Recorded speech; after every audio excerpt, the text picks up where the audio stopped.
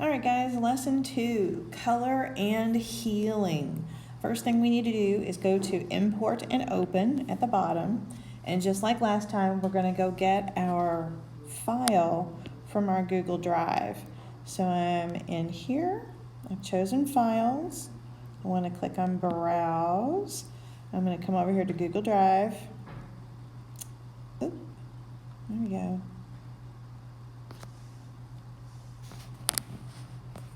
Slowly loading. Okay. Oh, go back.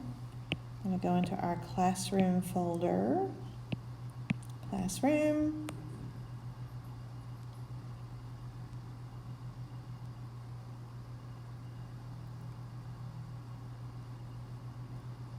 Sorry, it's churning a little slower this morning. There we go. There's our start one. So I'm going to click on start one. It is an old family photo from the 60s and 70s that's provided by Adobe. It is not mine or my family. So we're looking at this, and right now the color looks kind of old and dingy, right? It's obviously crooked the way they've given it to us. And we have several things to kind of fix. There's this crooked thing or straight line going down the center or just left of center that looks like a bit of a distortion in the photo when it came out.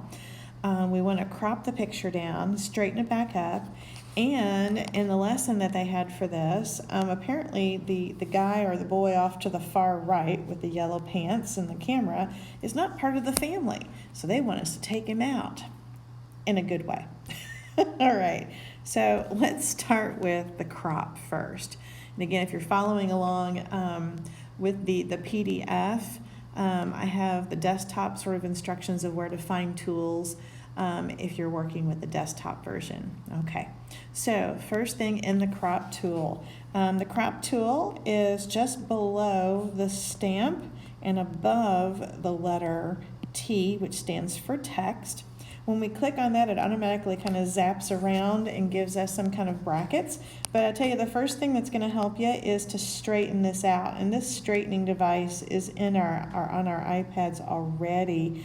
That you can kind of shift the percentage there, and then we can start to come in on the photo from its corners, because it's kind of really helpful to have it squared off first. And if you think you need to have some more adjustments, you can do that. Hit done. Oh, I still have a little bit left over there. I'm going to undo that. Let's do that again here real quick. I'm going to square that up best I can. And let me bring that in. I left a little too much white over there on the sides. And drop down from the top. Let me square that off just a little bit more there. Tilt, tilt, tilt, tilt. All right, now that's much better. Okay, so now the first thing that we're going to do once we've hit done here and we've got ourselves all straightened and cropped is we're going to heal that distortion that we see on this sort of just left of center kind of an atmosphere. It's going all the way down the center. Now the healing tool is actually, it looks like a little Band-Aid when you first open up your app, okay? If you're working on the desktop, it has sort of its own little icon. It does look like a little Band-Aid there as well. And this guy, here's the concept of this. This tool is meant to pick up pixels surrounding the brush. So the brush here that we have, I'm choosing a very soft, fuzzy brush. And this chooses the size of the brush, how big or small the brush is going to be. And the idea is brushes tend to be round. And just outside of the circle round brush, the computer is going to pick up the pixels that are surrounding this. So I'm going to kind of rub along here, and the computer is going to pick up the pixels just around where I'm scribbling, and it's going to throw those pixels that it finds on either side right up on top. Look at that. It's like magic. So imagine you have this circle that you're kind of squeegeeing across this distortion, and everything outside the circle immediately are pixels that it's grabbing that are similar, and it's barfing them and throwing them inside that space, okay? I'm going to keep going here, and I'm going to keep doing that with my finger all the way down here. We'll take some of those little distortions out as we go. A few more distortions. It seems to kind of keep going a little bit down there. Okay. Anywhere where you see there just might be a little quirk or an ism or something, like there's somewhere on that brick right there, I'm going to take that out. Okay. There's a crazy area of brick over here to the right between the man and the woman. I'm going to kind of, see how I seam that up. There's a crazy one right there, little distortions. So this is great for things like acne. If you want to touch up a picture of yourself and you're like, oh man, I had a zit in that picture, boop, take that zit right out of there. A healing brush is good for some subtle things like that. All right, so we have sort of healed the distortion with the healing tool. Now we're going to work on getting rid of this guy. And this guy is going to take a little time, I'll be honest. It might take about 10 minutes or more to get him so he doesn't look like he's smeared, but that he's completely disappeared. Okay, step one is I'm going to zoom in on him and work on him a little bit bigger. The second is underneath on the iPad is the stamp, or what we call the clone tool. On the computer, the clone or stamp tool is found two tools lower than where you found the healing tool on the toolbar. So it's not hiding underneath of it. It's just two more tools down on the desktop. They work similarly, okay? The idea is that we want to pick up a small area of colored pixels and start to cover him up in a logical way. So I'm going to kind of get this started for a little bit, show you a few things, and then I'm going to put it into fast forward because you don't need to see me for 12, 15 minutes try to cover him up. Just know that it is a slow process. It is cool that you can erase somebody from a picture, but let me kind of walk you through how we do this. Okay, this is your brush again, and typically unless you're going to be putting something up against a really hard edge, soft fuzzy is the way to go, which is why I have it way down here low in soft fuzzy land. Okay, this is the size of your brush. You can get really tiny and detailed and make your brush much smaller. I'm just going to kind of stay around 25 or 30 there. I'm going to kind of keep it kind of close and small. All right, then down at the bottom here, this is the opacity. So what we're putting down, we either have it at 100%, or for some kind of creative purpose, you might want to have what you copy over be see-through or transparent, like you're making a ghost image. Ooh, all right, of somebody. I'll show you that here really quick. The crosshairs is basically where you're going to click. Say if I click on him for a second, I'm going to show you something kind of crazy. When you click on him, all of a sudden the crosshairs go away. I have my setting for transparent.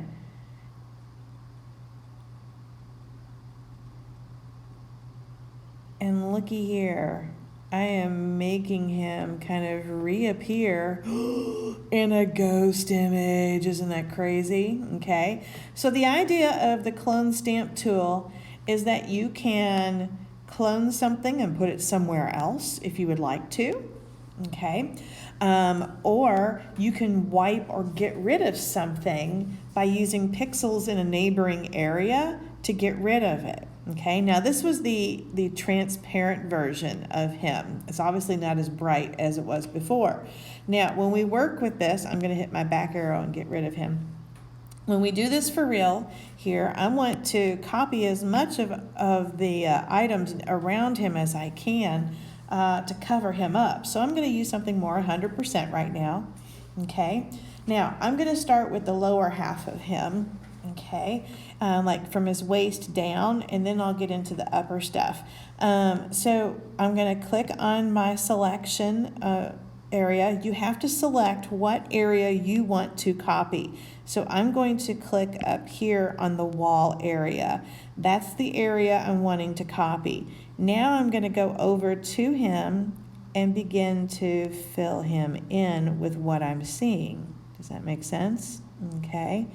Now, look at the little crosshair. I'm watching it because I don't want to go and invade into him. I have to stay outside of him, otherwise it'll start to copy him. And we don't want to copy him right now.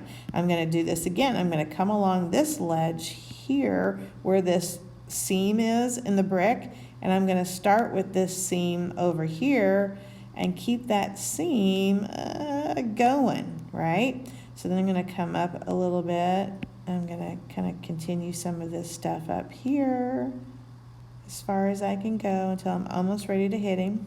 All right, then I'm going to now copy a little bit on this side so I can begin to kind of come in a little bit over here on him from the other side. Oh, you see how I got a little bit of that yellow in there?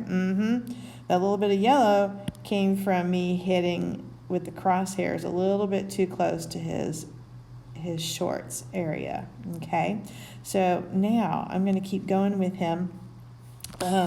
In a moment here, I can go all the way down here, and let me show you, because we can keep doing the pants and stuff, but let me show you like along the ground here. See how I clicked down here by his feet, and now I can kind of keep some of that stuff going, right? Looky there. I'm going to click over here and cover up some of that. So now his feet are gone. Ooh, at least on the concrete. When it comes to, say, confusing areas over here, like where his head and stuff is at, I'm going to click up here. I tend to follow the lines first. So I clicked up here on a line. Get my drift? All right. And now I'm going to kind of work my way down into his body a bit. All right, so I'm going to work my way over. If anything hops in that you wish you hadn't had, that means you can come back over here, and I could kind of click and go, okay, I'm going to smooth that out. I could click up here and say I need to get rid of that little dot right there that I accidentally made. I'm going to do that again, click and get rid of that. All right, so you can get rid of things that you don't want. So at this point, I'm going to speed things up so you can see me kind of filling him in and finishing him without boring you to tears.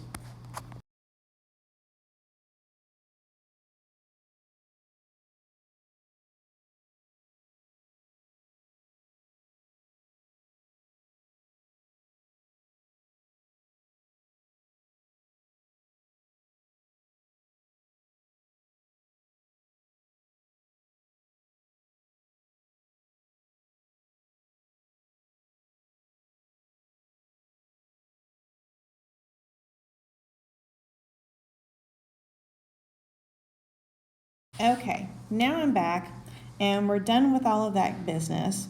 We've cloned, we've stamped, we've done all that good stuff. Now it's time to move on to color fixes, because our guy's now gone. All of some of our little wonky areas are gone, but overall the picture is kind of blah when it comes to colors. Okay, so over on the right hand side where we have our layers, there's our abbreviated layers. There's our full-blown layers, and then right below that are these little horizontal lines with little circles on them. Okay, those are layer properties. So click on layer properties, and what we want to do is we want to adjust the color of the photo, but we're going to do it from a layer on top. Okay, a layer adjustment is a layer that goes above the photo, kind of like a filter on a camera, or setting up a certain kind of color when you go to shoot a picture. And it's above the picture, so it's not defacing the picture. All right, so I'm going to click on Add Clipped Adjustment, the button at the very bottom of the screen.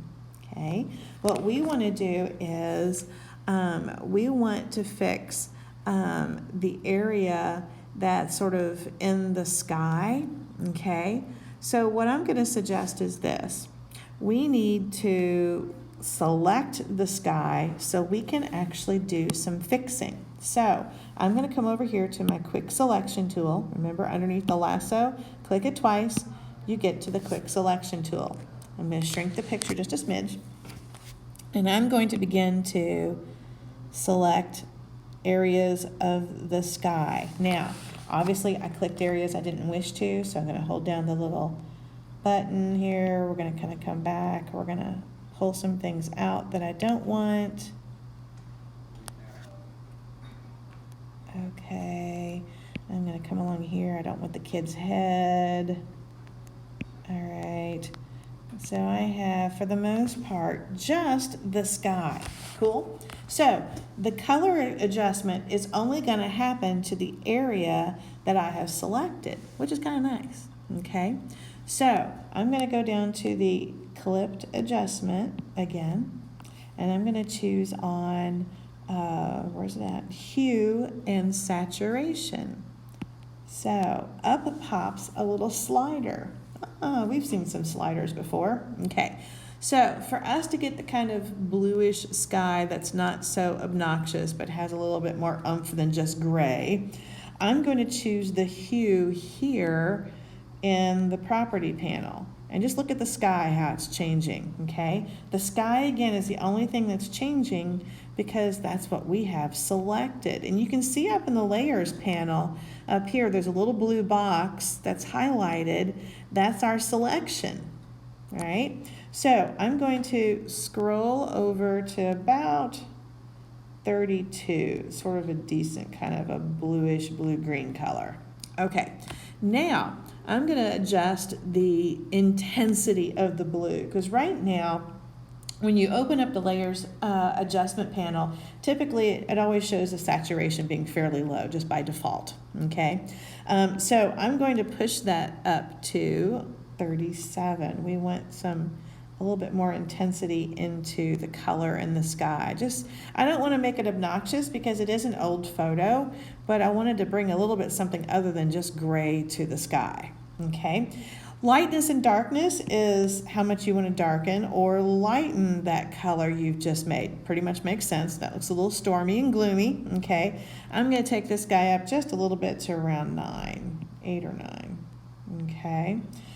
All right, so now we have officially given some highlight of blueness to our sky.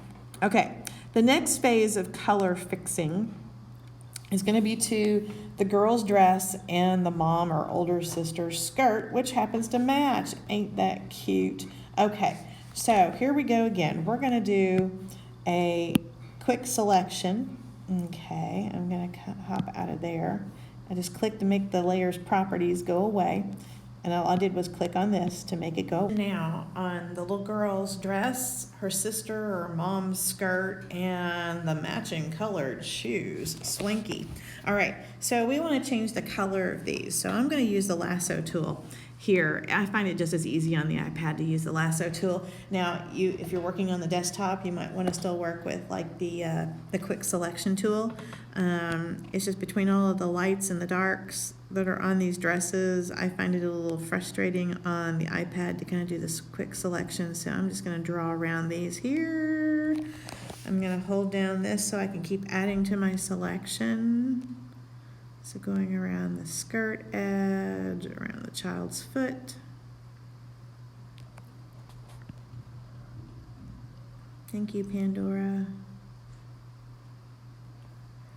And I'm going to come down here to add a little bit of the shoe area. Shoe, looks like there's a little bow on the shoe. Okay, if you don't want to add the shoes, don't worry about it. So I'm going to come back over here to the layers property panel. Oh, I was already open, sorry about that. All right, and I'm going to hit the add clipped adjustment again. Only this time, when we're going into hue and saturation, we're going to do something different at the bottom. There's a little slide button that says colorize. Click on colorize and look what happens. It turns everything to all one value of the same color. Crazy. Okay. Now, being that this is kind of a vintage photo, you don't want to go with anything that's too crazy or bright because then it just won't seem to blend in much. So I'm going to stay around 20 or 21-ish for the sort of the color tone of it. Overall, I'm going to zoom out to kind of see how it reacts here. And I don't want to go with anything too crazy. I mean, you could go into the violets if you want to. That's kind of modest and kind of, you know, muted for that era. I'm going to stay somewhere, oh, I don't know, around 120-ish maybe, for something that's sort of a different kind of like an aqua blue green or something. I'll stay somewhere around there. So what that hue does is it allows you to choose any one color and its full range of values. If you've ever had Intro to Art, we talk about monochromatic color schemes, how everything is all one color. All the values of violet, or all the lights and darks of red, violets, and greens, and blues, and tans, and oranges, and such. So again, I'm going to kind of stay over here around, I don't know, 114-ish, 120, kind of somewhere in that range. If it gets too bright and zowy, then it's going to be a little bit difficult to kind of blend in with its atmosphere. Saturation, we talked about before, how you can either push the same color more and more and more. That starts to get a little bit solarized is what we call it. Okay, a little too much for this picture, so I'm going to stay in the low family on that as well for right now, because it is a more muted picture. Lightness and darkness do just what it says. You can lighten it or you can darken it, which sometimes looks a little bit fake at times, but I'm just going to kind of leave it somewhere around 1 or 0, because it was fine kind of where it was. So there you go. I'm going to click off on that. And now we need to do one final thing, and it's dealing with the overall lightness or brightness of the picture. The picture itself is muted because it's old, so I'm going to click on the layer adjustments. And whenever you take a photograph, you're never going to really, unless you set up great photos with perfect pictures, you're really never going to have much of, oops, let me get to the photo here. You're never really going to have too much in the way of the perfect or ideal color settings. So most of the time when people are fixing photos, they want to try and fix the black and the whites, the lights and the darks of a picture. Well, yeah, that helps some pictures when they're dramatically either too dark or too bright. But when you have a picture that sort of just needs a little tweaking, I'm going to always select levels near the bottom of the right-hand column there, levels. This deals with the darks of the picture, the lights of the picture, and it shows you in this curve going up how much light, how much dark, and then the middle, the grays, or what we call gamma. This is usually the problematic area in photos. Look at that. We brightened up the picture, but we didn't dull it out. Okay, if we had just moved the white, it moves and it sometimes becomes a little too bright, but we still have some gray issues.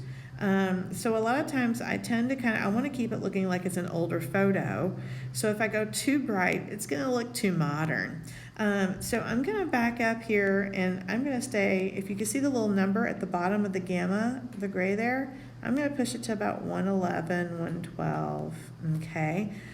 If you want to tweak a little bit of some brightness in, kind of where you see that little line happen about right here, you see the beginning of the light starts to happen. You can do a little bit of that if you want to. You might feel it's a little too bright, but you can play a little bit with that. Now we have brightened the picture up. How do we know that? Well, look at this. If I click off of the eyeball and then click it back on, we can see that there's a little bit of a change in its brightness and it's happening, okay? Remember, we have the original of their outfits and we kind of changed the color. We have hue and saturation up in the sky. So we've done 3 things to this photo and we are officially done. So again, you can take this and export and publish. We send out with a JPEG to your lessons folder, and always again make sure that you're at maximum on the JPEG, since it's kind of a destructive kind of a save anyway for our lesson. All right, that is all.